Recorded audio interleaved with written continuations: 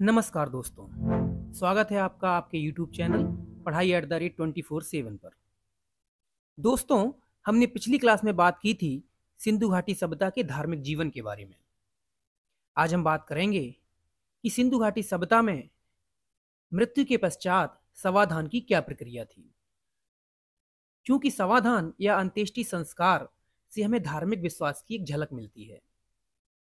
और सिंधु घाटी सभ्यता में समाधान की मुख्यतः 3 विधियां प्रचलित थीं, जिसमें कि पूर्ण समाधिकरण, आंशिक समाधिकरण एवं दाह कर्म या दाह संस्कार प्रचलित था।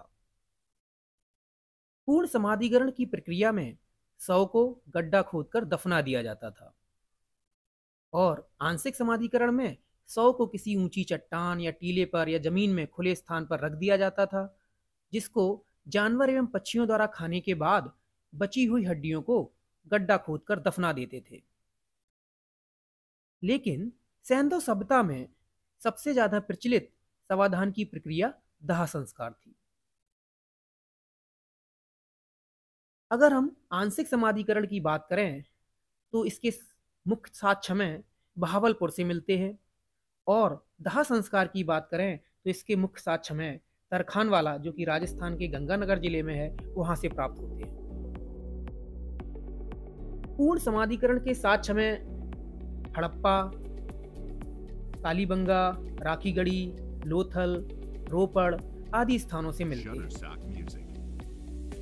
हड़प्पा में जो शव हैं उनके सिर को उत्तर दिशा में रखा गया है, और यही सामान्य प्रथा थी। लेकिन इसके कहीं ना कहीं अब बाद भी मिले हैं। हड़प्पा से 3 कक्षों वाला एक कब्रिस्तान, जिसको कि R37 नाम दिया गया है, और एक कब्रिस्तान H मिला है। ध्यान देने वाली बात है कि मोहनजोदड़ो से कंकाल तो मिले, लेकिन कोई कब्रिस्तान नहीं मिला। और मोहनजोदड़ो से जो कंकाल मिले वो घरों के बाहर सड़कों पर छत विछत अवस्था में मिले, और कुछ पुरातत्वविदों ने यह अनुमान लगाया कि मोहनजोदड़ो में कोई बाहरी आक्रमण हुआ होगा। अधिकांश कब्रों में एक ही शव को दफनाया जाता था, लेकिन कालीबंगा से एक एवं लोथल से 3 युगल समाधान के साक्ष्य प्राप्त हुए।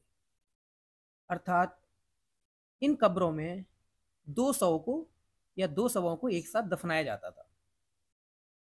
जहां रोपड़ में मालिक के साथ कुत्ते को दफनाने का साक्ष्य प्राप्त हुआ है, और वहीं लोथल में मालिक के साथ बकरी को दफनाने का साक्ष्य प्राप्त हुआ है।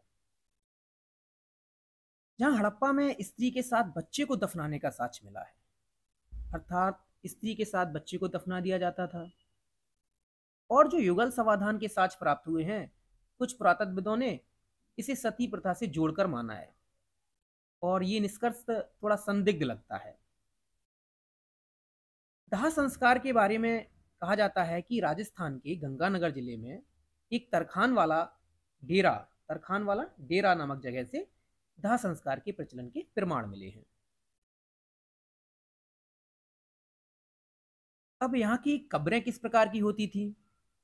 यहाँ की कब्रें ज्यादातर अंडाकार या आयताकार होती थी, जैसा कि हमें लोथल से मिली कब्रों से मालूम प्रतीत होता है।